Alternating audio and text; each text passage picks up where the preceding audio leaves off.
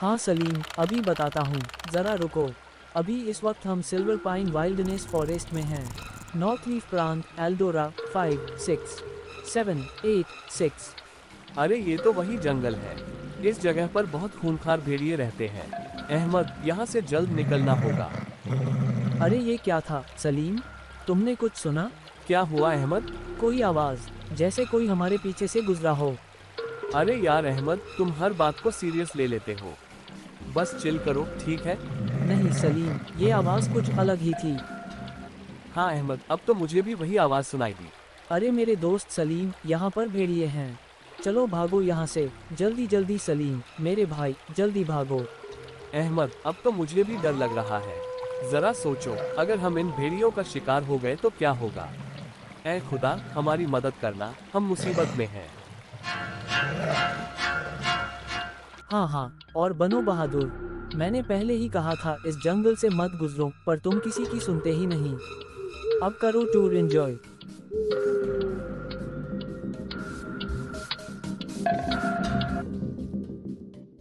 अब मेरी बात गौर से सुनो।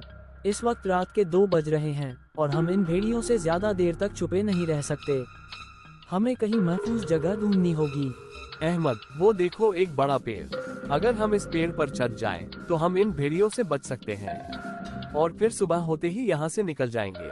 बिल्कुल सही कहा, चलो जल्दी से इस पेड़ पर चढ़ जाते हैं। नन्हा पेंगुइन भी बहुत डर गया है। देखो, खुदा ने एक बार फिर हमारी मदद की और हमें बचा लिया। ऐ खुदा, तेरा शुक्र है। अरे दोस्तों, क्या मैं कुछ वक्त के लिए बाहर आ जाऊं?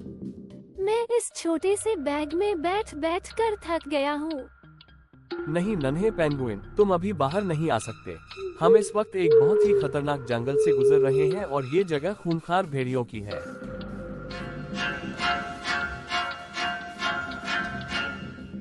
हाँ नन्हे दोस्त, कहीं ऐसा न हो कि वो तुम्हें भी देख लें और तुम्हें खा जाएं। हाँ हाँ, ठीक है। फिर तो मेरा बैग में ही रहना बेहतर है। वेरी गुड नन्हे दोस्त, तुम काफी समझदार हो। तुम्हें याद है जब हमने अपना सफर शुरू किया था, तब वो खामोशी कितनी सुकून भरी थी। पर अब इस जंगल की खामोशी सच में बहुत भयानक लग रही है। न जाने कब सुबह होगी और हम अपना सफर दोबारा शुरू करेंगे। ये देखो, बातों बातों में पता ही नहीं चला और मुर्गे ने बांग भी दे दी। चलो शुक्र है, जान बची तो लाखों पाए। लौट के बुद्धू घर को आए। कहाँ है बुद्धू? अरे अहमद, ये बस एक कहावत है। तुम्हारा नाम तो अहमद नहीं बल्कि अहमद होना चाहिए था। चलो अब चलते हैं। हमें शाम से पहले उस पहाड़ पर पहुंचना है। पेंगुइन के घर वाले उसका इंतजार कर रहे हैं। सलीम, बस थोड़ी ही देर में हम बर्फीली पहाड़ियों में होंगे। गर्म कपड़े और बूट पहन लेते हैं। हाँ, मैंने तो सब कुछ रख लिया था। बस तुम अपना सामान देख लो। अहमद, अब मेरी बात ध्यान से सुनो। अभी हम जिस जगह से गुजर रहे हैं, यहाँ से बर्फीली पहाड़ियाँ शुरू होती हैं और ये इस जगह का आखिरी बाजार है। इसके बाद आगे हमें कुछ भी नहीं मिलेगा, तो जो खाने पीने का सामान जरूरत हो वो ले लो। ये तो अच्छा हुआ सलीम कि तुमने बता दिया। हम अपना खाने वाला बैग भी उसी पेड़ पर भूल आए हैं। अरे यार अहमद, ये क्या कर दिया तुमने? उसी बैग में हमारा वॉकी टॉकी भी था। अगर हम बर्फ में कहीं खो गए तो आसानी से एक दूसरे को तलाश कर सकते थे। चलो, अब जो हुआ सो हुआ। अब आगे का सफर ध्यान से करना होगा।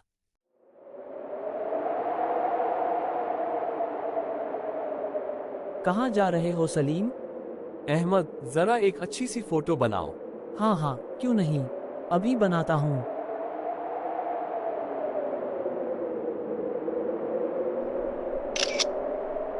शुक्रिया अहमद।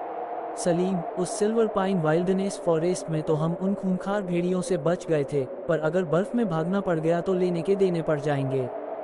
बस खुदा ही मदद करेगा। हाँ, बस हिम्मत बांधे रखो मेरे दोस्त। खुदा सब बेहतर करेगा। हाँ, सही कह रहे हो। हमें उस पेंगुइन को बाहर निकालना चाहिए। वो यहाँ के हर कोने को जानता है और हो सकता है उसे कोई जान पहचान वाला मिल जाए जो हमारी मदद कर सके। चलो पेंगुइन, बाहर आ जाओ। अब तुम आराम से इस बर्फ में घूम फिर सकते हो। ऐ छोटे पेंगुइन, मुझे ये बताओ कि तुम्हारे मम्मी पापा कैसे दिखते हैं? अरे यार अहमद, तुम भी न कैसी बातें करते हो। सब पेंगुइन एक जैसे ही दिखते हैं।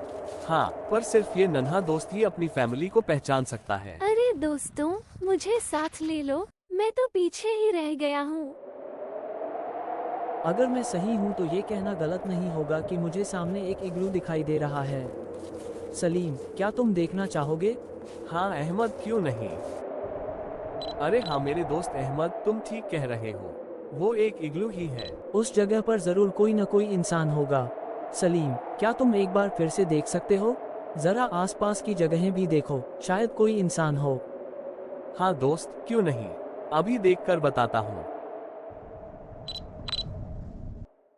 अरे हाँ अहमद, तुम ठीक कह रहे थे, यहाँ कोई इंसान है और ये एक बहुत बुजुर्ग आदमी है।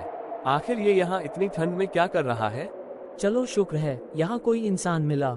हमें उससे जरूर कोई न कोई मदद मिल जाएगी। दोस्तों, क्या तुम मुझे बता सकते हो कि मेरा घर और कितना दूर है? हाँ छोटे पेंगुइन, बस थोड़ा सा और इंतजार करना होगा, और अगर उस बुजुर्ग आदमी ने सही पता बताया तो तुम अपने घर तक बहुत जल्द पहुँच जाओगे। मुझे तो इस बात की हैरत है कि ये अकेला बूढ़ा आदमी इस बर्फीली जगह पर कैसे रह सकता है। देखो अहमद, तुम्हें शायद पता नहीं, जिस इग्लू में वो रहता है वो वैसे तो बर्फ से बना होता है, पर उसके अंदर का टेम्परेचर बिल्कुल मुनासिब होता है।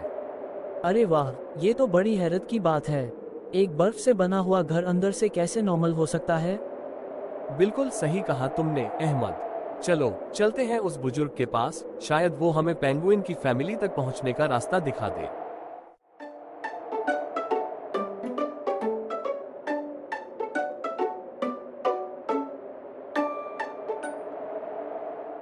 अरे ये दो नौजवान शख्स मेरी तरफ क्यों आ रहे हैं? कहीं आदमखोर तो नहीं है? कहीं मुझे मार ना डाले। चलो देखता हूँ कौन है ये लोग। ठहरो, आगे मत बढ़ना वरना अच्छा नहीं होगा। अरे जरा ठहरिए, सुनिए, हम आपको कोई नुकसान पहुंचाने नहीं आए, हम तो अपने सफर पर निकले हुए हैं। आपकी सलामती हो। ओह शुक्र है खुदा तेरा, मैं तो समझा था कि कोई डाकू आ गए हैं। तो बताओ यहाँ क्या कर रहे हो? हम एक जंगल से गुजर रहे थे कि अचानक ही एक पेंगुइन हमारे सामने आ गया। वो बर्फानी तूफान की वजह से अपने घर से नीचे गिर गया था, तो हम उसे उसके घर वालों के पास पहुंचाने आए हैं। अरे वाह, क्या बात है नौजवानों, आज के दौर में भी नेक इंसान होते हैं। मुझे ये सुनकर बहुत अच्छा लगा। बताओ मैं तुम्हारी क्या मदद कर सकता हूँ? हमारी हौसला अफजाई करने के लिए बहुत बहुत शुक्रिया। हमें बस इस पेंगुइन के घर का पता मालूम करना है ताकि हम इसे इसके घर वालों के पास छोड़ आए। अरे सैसी तुम। अंकल जॉन, कैसे हैं आप? शुक्र है आप मिल गए। क्या आप इसे जानते हैं? हाँ, मैं तो इसे बहुत अच्छे से जानता हूँ। ऐसा लगता है कि पेंगुइन का घर मिल गया। हाँ, तुम ठीक कह रहे हो। ये सैसी है और इसका घर वहाँ है जो तुम्हारे पीछे पहाड़ी पर है। सैसी, तुम्हारे मम्मी पापा तुम्हारे बिना बहुत उदास हो गए हैं। चलो जल्दी से उनके पास जाओ। मुझे तो ऐसा लगता है कि उन्होंने कई दिनों से खाना नहीं खाया।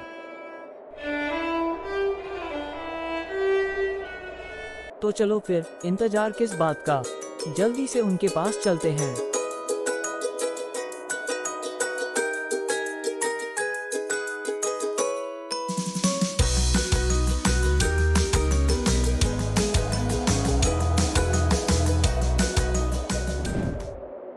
सासी के पापा, मुझे ऐसा क्यों लगता है कि जैसे सासी जिंदा है। मेरा दिल कहता है कि वो एक दिन जरूर लौट आएगा। हाँ तुम ठीक ही कहती हो, यकीनन वो लौट आएगा। आज तो सुबह से मुझे उसकी याद आ रही है। ऐसा लग रहा है जैसे वो अभी आ जाएगा। मम्मी पापा, मैं यहाँ हूँ। अरे मुझे तो अब उसकी आवाजें भी आने लगी हैं, जैसे वो कह रहा हो कि मम्मी पापा मैं यहाँ हूँ। कहीं मैं पागल तो नहीं हो रहा? मम्मी पापा, मैं यहाँ हूँ। जरा रुको, ये आवाज तो मुझे भी आ रही है। सैसी के पापा। अरे जरा उधर तो देखो। कहाँ कहाँ देखूं? वो देखो, सामने एक बर्फ की ढलान पर कुछ इंसान आ रहे हैं और साथ में सैसी भी है। ओह खुदा, तेरा शुक्र है कि तू न सिर्फ इंसान बल्कि जानवरों की भी दुआ को सुनता है। तेरा लाख लाख शुक्र है। अरे हाँ, तुम ठीक कह रहे हो।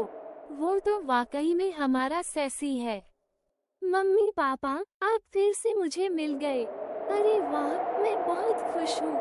हाँ सैसी, हम भी बहुत खुश हैं कि तुम फिर से हमें मिल गई हो। आप सबका बहुत बहुत शुक्रिया। अंकल जॉन, आपको सैसी कहाँ मिला? और ये लोग कौन हैं? अरे अगर शुक्रिया अदा करना ही है तो इन दोनों का करो, क्योंकि इन्होंने ही सैसी को यहाँ तक पहुँचाया है, वरना सैसी कभी भी यहाँ तक नहीं पहुँच सकता था। दोस्तों, मैं तुम्हारा शुक्रिया कैसे अदा करूँ? हाँ दोस्तों, आपका बहुत बहुत शुक्रिया। आप वाकई बहुत नेक इंसान हैं। ये तो हमारा फर्ज था। प्यारे छोटे बच्चों, इस कहानी से आप भी बहुत कुछ सीख सकते हैं। अगर आपको कोई मुश्किल में मिले तो उसकी मदद जरूर करें, क्योंकि जो दूसरों की मदद करते हैं, खुदा उनकी मदद करता है। इस कहानी को देखने का बहुत बहुत शुक्रिया। अगर आपको हमारी ये मॉरल स्टोरी पसंद आए हो तो चैनल को लाइक, शेयर और सब्सक्राइब जरूर करें, ताकि आपको हमारी आने वाली हर कहानी की नोटिफिकेशन मिलती रहे। धन्यवाद।